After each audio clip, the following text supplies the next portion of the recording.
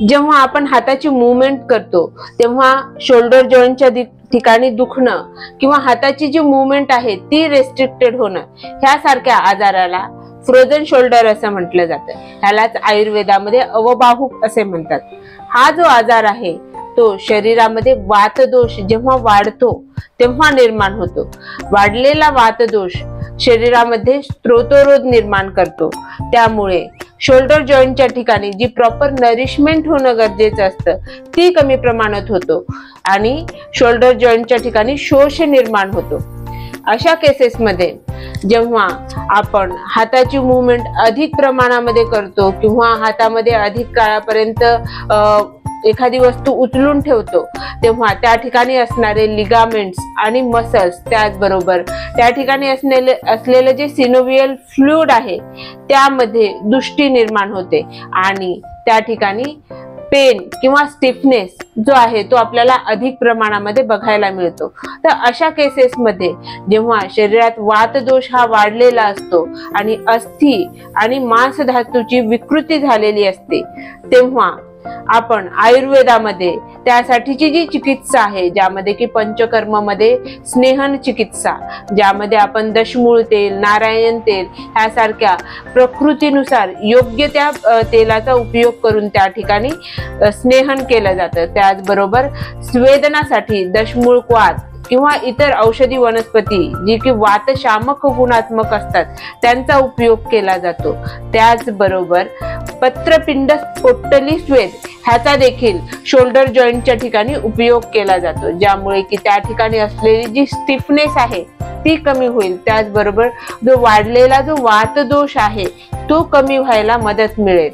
ही तर झाली चिकित्सा जी की आपण फ्रोझन शोल्डरच्या रुग्णांमध्ये आपण करू शकतो. तर हा आजार का होतो, ह्या मागची जी कारणे आहेत त्यामध्ये वातदोष दृष्टी वाढवण्यासाठीचे जे हेतू आहेत त्यांचा समावेश होतो. त्यामध्ये जनरली हा जो आजार आहे तो हिवाळ्यामध्ये किंवा पावसाळ्यामध्ये जेव्हा वातावरणामध्ये थंडी अधिक प्रमाणात असते तेव्हा हा आजार होतो. त्याचबरोबर जेव्हा ट्रॅव्हलिंगच्या वेळेस अधिक काळपर्यंत हातामध्ये ओझं उचलून असणे किंवा एखादी शोल्डर जॉईंटच्या ठिकाणी इंजुरी होणे ह्यासारख्या कारणामुळे देखील फ्रोझन शोल्डर होऊ शकतो. त्याचबरोबर आपल्या आहारामध्ये जर शीत गुणात्मक जर जे आहार आहे, जे अन्न पदार्थ आहेत त्यांचा जर अधिक प्रमाणात समावेश असेल तर अशा केसेसमध्ये देखील फ्रोझन शोल्डर आपल्याला बघायला मिळतं. तर ही सगळी जी कारणे आहेत त्यापासून जर आपण स्वतःला दूर केलं तर हा फ्रोझन शोल्डरचा जो त्रास आहे तो कमी होऊ शकतो. त्याचबरोबर डेली एक्सरसाइज करणे, ज्यामुळे की जी स्टिफनेस आलेली आहे शोल्डर जॉईंटच्या ठिकाणी ती कमी व्हायला मदत मिळेल. ही जर केली तर त्यामुळे हा जो फ्रोझन शोल्डरचा जो त्रास आहे तो कमी होतो.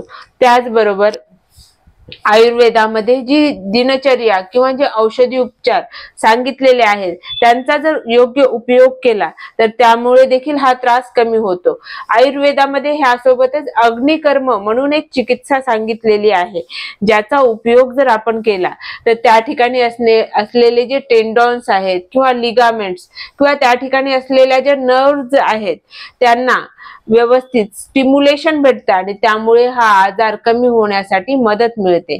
तर ह्यासारख्या विविध चिकित्सा आयुर्वेदामध्ये वर्णन केलेल्या आहेत, ज्या की आपण फ्रोझन शोल्डरचे जे रुग्ण आहेत त्यांच्यासाठी उपयोगात आणू शकतो. तर ह्यासारख्याच आणखी माहितीसाठी आमच्या आयुर्वेद आपल्या घरी ह्या चॅनलला जरूर सबस्क्राईब करा आणि हा व्हिडिओ जर आपल्याला आवडला असेल तर जरूर लाईक आणि कमेंट करायला विसरू नका. धन्यवाद.